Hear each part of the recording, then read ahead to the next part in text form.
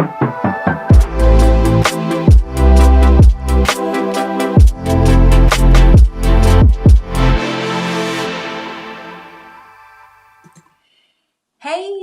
Bonjour à toi! Merci d'être là. Alors aujourd'hui, je te parle de la vulnérabilité versus la victimite aiguë. On parle beaucoup de, justement, de la victimite, puis comme quoi que les gens sont des victimes, puis que, bon, c'est pas toujours une étiquette qui est le fun hein, à avoir.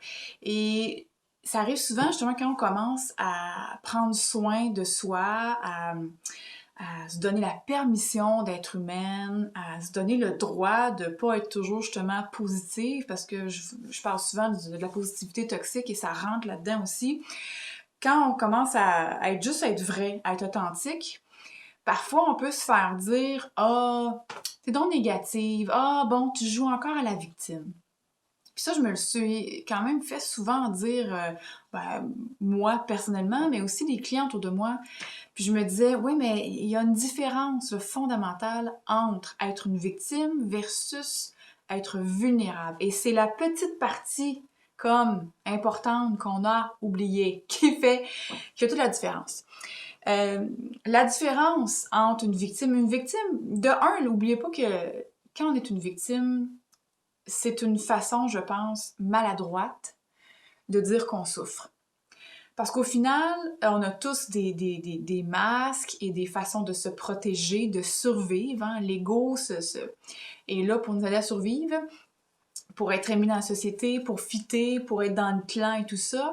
Il y en a pour qui leur masque, ça va être le contrôle. Il y en a pour qui ça va être plus je veux dire, ça s'en vient. Fait qu'il y en a qui vont plus s'auto-rejeter, hein, ils vont être plus introvertis, ils vont pas trop sortir, pas trop avoir de relations, c'est une façon pour eux de se protéger. Il y en a qui diront rien, il y en a d'autres qui vont vouloir toujours avoir l'attention, il y en a qui vont être plus victimes, il y en a qui vont plus être avec les bourreaux. Bref, on a tous un peu un rôle qu'on joue et une façon de se protéger différent selon nos blessures, entre autres, selon ce qu'on a vécu dans notre vie. Et le fait d'être victime, consciemment ou inconsciemment, c'est une façon d'aller chercher de l'attention. Mais quand on va chercher de l'attention ou qu'on justement on exprime une souffrance ou une douleur, c'est parce que justement en dedans ça va pas bien, mais qu'on n'a pas nécessairement d'autres façons ou on ne connaît pas d'autres façons d'aller chercher ce qu'on a de besoin. Un besoin qui est fondamental, c'est de se sentir aimé, d'avoir de l'attention, parce que peut-être que quand on était jeune, notre mère, notre père étaient pas vraiment là, puis les seules fois que j'avais de l'attention, c'est quand j'étais malade ou que je me pétais la gueule. Ou que je disais que mon ami à l'école avait ri de moi, puis j'avais de l'attention. En fait, tu sais, c'est un mécanisme qui a été mis en place pour pouvoir avoir de l'amour et de l'attention. Parce qu'au final, les gens, c'est pas compliqué, hein? On veut quoi? On veut être aimé, puis on veut être en sécurité.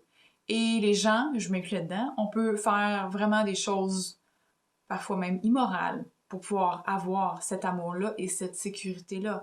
L'humain est capable de faire à peu près n'importe quoi pour avoir l'amour et la sécurité.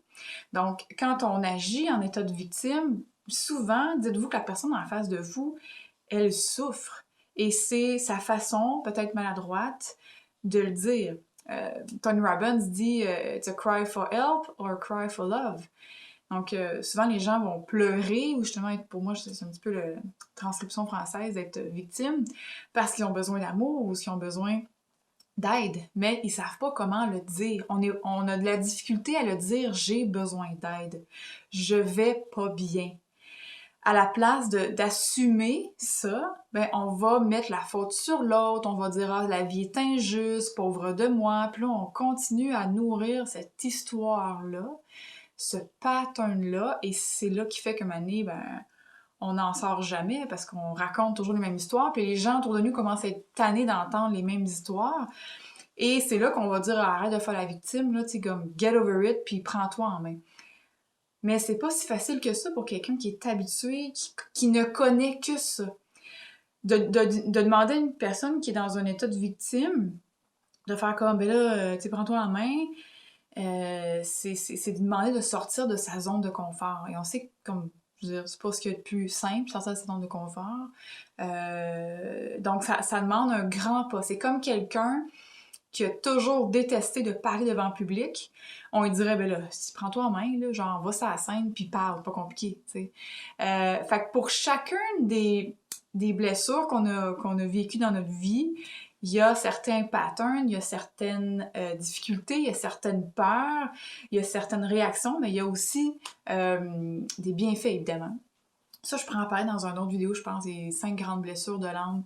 Ça, c'est super intéressant pour ceux qui sont plus dans leur introspection, plus justement un processus, je veux dire, spirituel, où est-ce qu'on est dans la... On quitte la quête du bonheur pour répondre à l'appel de la paix, puis aller vraiment dans une guérison profonde pour trouver justement la paix. Les 5 grandes blessures de l'âme sont un outil que j'utilise beaucoup dans le parcours de liberté, justement. D'ailleurs, il commence le 5 avril. C'est encore possible de participer. Je vais mettre le lien en commentaire. Donc, c'est un outil qui est très, très, très, très puissant, qui nous aide beaucoup à se comprendre, à comprendre nos comportements, à comprendre nos patterns. Fait que, bref, chaque personnage qu'on a créé avec ces blessures-là pour justement éviter de souffrir, ben finalement, nous a servi, ça nous a servi, mais on se rend compte aujourd'hui qu'ils nous font plus souffrir que d'autres choses. La personne qui est dans la victimite, elle ne connaît que ça, elle sait pas quoi faire d'autre, elle sait pas comment faire, elle n'a pas d'autres options dans comment qu'elle fonctionne. Évidemment, puisqu'on va à la recherche, la personne qui va finir par aller à la recherche d'elle-même, à comprendre, parce que je pense que ce qui nous fait grandir, évoluer, c'est la souffrance. Puis pas que c'est pas genre on se flagelle puis on aime la souffrance, pas ça là. Mais quand on touche à de la souffrance, puis la vie s'en charge très bien. La vie s'organise pour nous amener des événements, des patterns, des personnes qui vont faire pointer, qui vont pointer ce qui souffre encore en dedans de nous. Et donc, à chaque fois, quand les mêmes affaires, les mêmes patterns reviennent, tu dis, bon, là, il faudrait peut-être que j'aille à la rencontre de moi-même puis voir qu'est-ce qui va pas, tu sais. Mais il y a des gens qui vont faire ça à 16 ans, d'autres qui vont le faire à 30, d'autres qui vont le faire à 50, d'autres qui le feront jamais, puis c'est correct. Je veux dire, chacun, on a notre chemin de vie, il n'y a pas de bonne, de mauvaise réponse. On connaît pas le passé des gens. On peut difficilement juger une personne par rapport à ce qu'elle vit dans l'instant parce qu'on n'a aucune idée de toutes les micro-liens, puis les micro-programmations, puis processus mental qui partent quand une mini-chose, une mini-action, même quand un mot, quand quelqu'un entend un mot X, ça peut déclencher tout un processus chimique dans le cerveau de défense, de mode survie. Fait qu'imaginez comment ça prend du temps à guérir, ça prend du temps, puis je sais que parfois quand on est entouré de gens qui jouent la victime pour être aimé, je suis entourée d'une personne en particulier et je réussis, pas à chaque fois, mais je réussis de plus en plus à avoir beaucoup d'écoute et de compassion parce que je sais qu'au plus profond d'elle, elle souffre. Mais c'est aussi une expérience pour moi pour aller à la rencontre de qu'est-ce qui est pas tout à fait réglé encore. À quel moment où est-ce que ça vient me chercher, où est-ce que je suis capable de m'affirmer puis de dire non?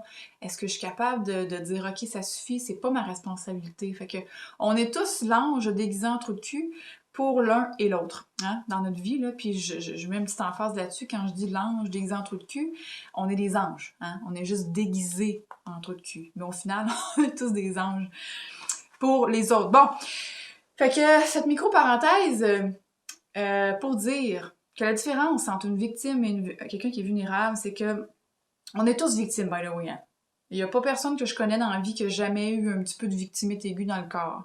Parce que, je veux dire, des fois, ça arrive qu'on se sent victime d'une situation, qu'on se sent victime d'une personne, qu'on trouve que c'est injuste, qu'on trouve, bon, on peut s'être senti trahi. Les expériences de la vie nous font vivre toutes sortes d'émotions et de réactions. Donc, on a clairement été au moins une fois dans notre vie victime, ok? C'est pas plus, mais minimum. Par contre, le moment où est-ce qu'on fait le switch entre la victime et la vulnérabilité, c'est quand la personne qui est qui est vulnérable va prendre la responsabilité, en tout cas sa part de responsabilité plutôt de ce qui se passe. La victime va mettre toute la faute des autres, pauvre de moi, c'est injuste, c'est à cause de ci, à cause de ça, mais elle pointe les autres, mais elle pointe jamais, elle prend jamais ce qui lui revient, je peux dire, dans la situation. On a toujours une part de responsabilité. Puis je dis pas dans ce sens de faire la morale, mais dans une situation X, que ce soit dans un couple, dans une amitié, dans un business, whatever, ça peut être 20% moi, 80% l'autre, ou 30% moi, 70% l'autre, ou 50% ou 90% moi. Bref, vous voyez, ça peut être 50% moi, 50% l'autre, ça peut être 90% moi, puis 10% l'autre.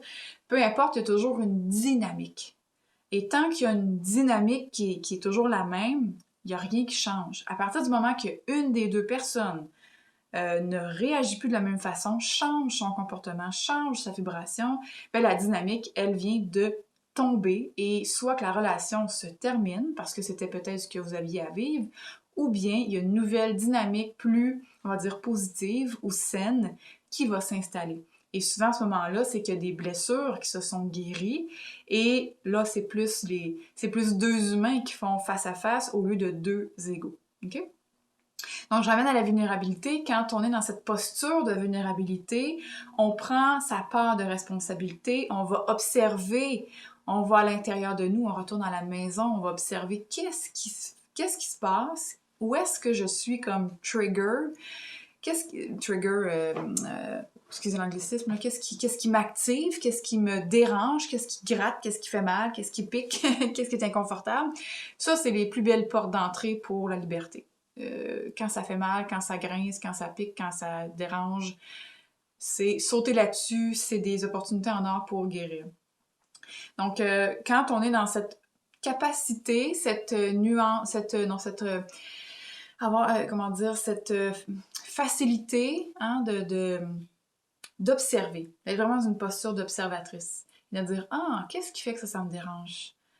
Qu'est-ce qui fait? C'est vraiment une subtilité, hein? C'est de passer d'un état de réaction et d'ego et de survie à un état d'observation, un état de pleine présence, à un état de paix intérieure. Donc la situation, on la regarde pas à travers nos blessures, à travers nos concepts, à travers nos manques ou à travers nos peurs.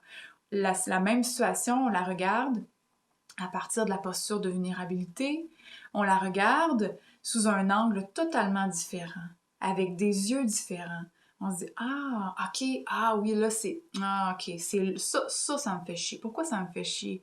Je vois qu'avec le même genre de personne, je réagis de la même façon. Comment est-ce que je fais la rencontre de moi-même, prendre soin de ça, changer un comportement?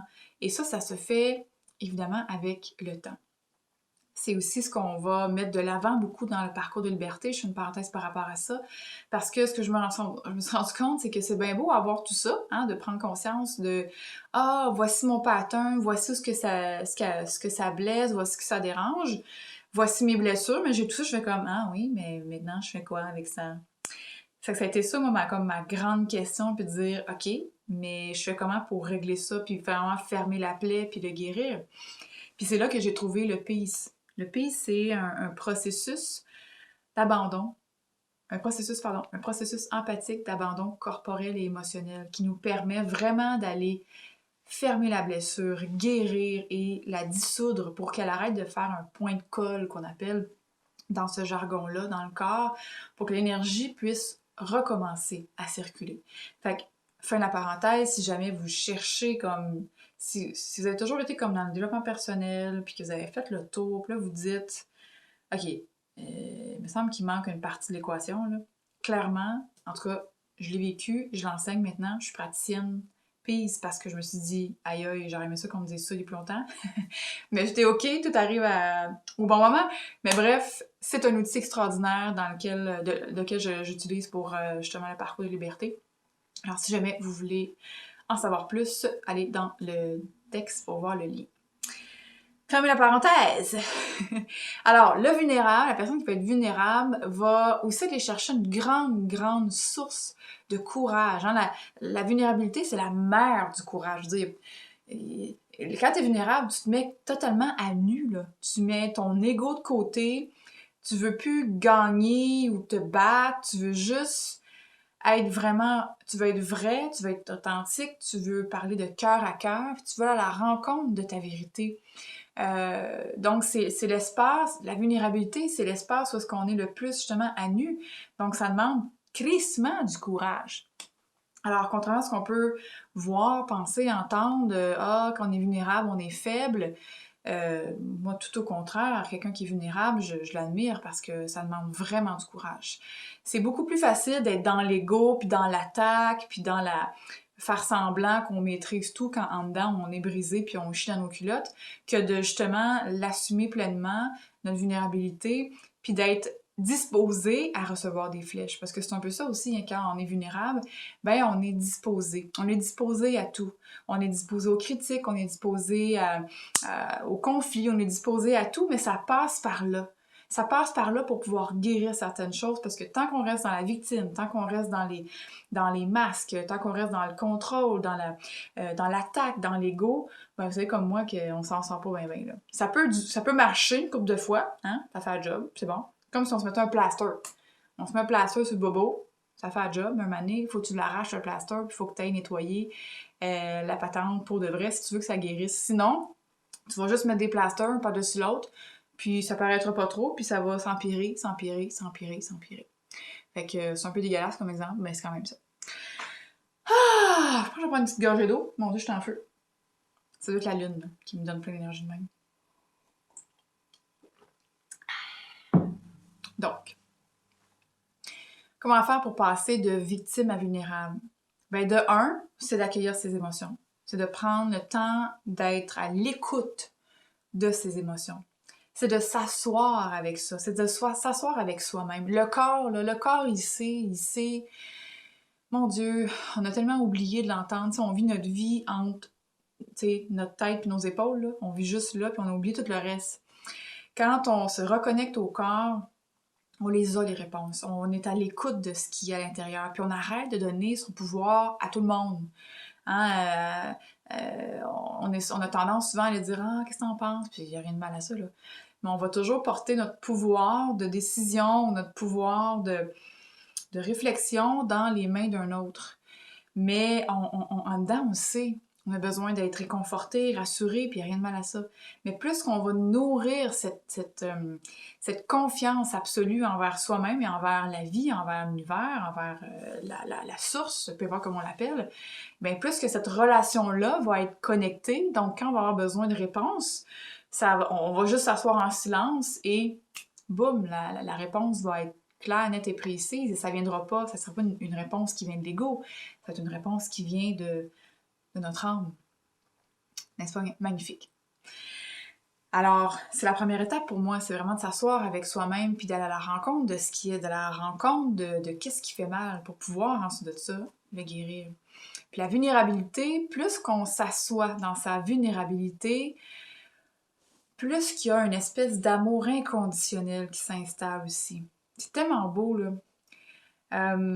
Parce que quand on est plus dans la victime, on met toute notre énergie sur les autres. Évidemment, on sait très bien qu'on se ment à nous-mêmes. Hein? Tu sais, on n'est pas con là. Donc, ça nuit, on se sent coupable, hein? On se sent pas correct, pas à la hauteur, mais on sait pas trop quoi faire d'autre, fait qu'on veut juste continuer à faire ce qu'on connaît. En dedans de nous, on n'est pas bien là, quand on fait ça, quand on est victime. Donc, notre estime de nous, notre amour de nous-mêmes en prend un coup. Mais quand on reprend nos responsabilités, qu'on s'observe, qu'on va à la rencontre de soi-même, qu'on s'assoit avec nous-mêmes, c'est là que l'amour de soi, l'estime de soi, toutes ces patentes-là, la confiance qu'on veut donc, là, ben ça se fait entre soi et soi-même. Et la plus pure amour qu'on peut avoir envers soi-même, c'est le jour où est-ce qu'on commence à aimer nos parts d'ombre. Comment est-ce qu'on peut s'aimer profondément, entièrement, si on n'aime qu'une seule partie de qui nous sommes? Parce que, je veux dire, on va se dire les vraies affaires, là, on a tout du caca en dedans de nous. On a toutes des parts d'ombre. On a toutes des choses qu'on n'aime pas de nous. On a toutes des événements, des choses qu'on a faites, qu'on a dites, peu importe, là, qu'on a fait dans notre passé, qu'on n'est pas super fier. On a tout ça, là. Tu sais, on a tout fait ça, là. Et tant qu'on n'apprend pas à se pardonner euh, et à aimer vraiment toutes ces parts-là, on ne peut pas dire qu'on s'aime vraiment. Et la vulnérabilité permet ça. Plus qu'on... Puis vous allez me dire, oui, mais c'est pas facile. Mais oui, mais c'est comme ça. Je veux dire, on est toujours poche avant d'être bon. Tu sais, c'est comme ça. Fait on va être poche au début à être vulnérable, on va être maladroit. Puis plus qu'on va se pratiquer, plus qu'on va aller renouer avec cette relation avec soi-même, plus qu'on va commencer à prendre notre pouvoir. Hein. Qu'est-ce que tu fais avec ton pouvoir? Parce que des fois, le monde, je dis le monde, mais je m'inclus là-dedans, OK? By the way, là. On retrouve un peu de pouvoir. Puis là, on sait pas trop quoi faire avec tout ça. Fait que là, on se dépêche à le garrocher dans les mains de quelqu'un d'autre. Le premier venu qui nous raconte des histoires, puis qui nous raconte, qui nous donne des outils de bonheur. Hein, ben là, oui, je veux pas votre pouvoir, OK? Je le dis tout de suite, là. J'ai assez du mien à gérer. Gardez votre pouvoir, vous prenez ce que je vous dis. Ce qui est bon pour vous, vous le prenez. Le reste, vous crissez ça aux poubelles. Mais bref, aussitôt qu'on a un peu de pouvoir, on sait tellement pas quoi faire avec qu'on le pitch dans les bras de n'importe qui nous promet le bonheur et la paix, whatever. Fait que prenez conscience de ça. Allez à la rencontre de vous. Vous êtes je veux dire, vous pouvez pas vous imaginer la personne incroyable que vous êtes. Je veux dire, il y a des millions de microscopiques décisions, de microscopiques événements qui ont dû arriver dans l'univers entier pour que toi, tu existes aujourd'hui. Il suffit que ta grand-mère, ton arrière-arrière-grand-mère ait pas été à la discothèque, je sais pas trop là, les années en tout cas, mais bref, elle a pas été danser ce soir-là, puis elle a pas rencontré ton arrière-arrière-grand-père, ben ta maman serait pas née, puis toi non plus, puis ainsi de suite, tu sais. Fait que de se souvenir de qui nous sommes, de se souvenir de la chance qu'on a d'être ici, de se souvenir qu'on n'est pas juste on n'est pas un problème à régler. On est un mystère à découvrir et ce mystère-là, pour moi, se passe d'abord et avant tout avec cette capacité d'être vulnérable avec soi-même. Et il y a aussi tout un amour, une compassion, une bienveillance qui vient avec ça. Alors, c'est tout sauf d'être faible, pardon. La bienveillance, l'amour, la compassion envers soi, mais envers l'autre aussi. La sérénité, la douceur qui s'installe quand on devient vulnérable, c'est juste, c'est incroyable, c'est délicieux. Je vous souhaite de vivre ça, de ressentir ça, et ça se pratique. À un moment donné, on va devenir de plus en plus vulnérable, il y a une force tranquille qui s'installe aussi avec cette vulnérabilité-là. Et plus on va la pratiquer, plus elle va s'installer naturellement. Puis à un moment donné, on va se dire, waouh, c'est là maintenant. Avant, je jouais la victime 100% du temps. Aujourd'hui, je joue la victime 50% du temps ou maintenant, je joue la victime 5% du temps. Puis je me sens de plus en plus je me souviens de plus en plus de qui je suis, tu sais. Puis n'est-ce pas merveilleux? Je veux dire, c'est ça. C'est ça de passer de la victime à la vulnérabilité. C'est de se reconnecter à cette force tranquille qui nous a toujours habité, qui a toujours été là et qui nous attend patiemment qu'on retourne à la maison. Alors, si vous avez envie de retourner à la maison, vous savez quoi faire. Salut, à bientôt.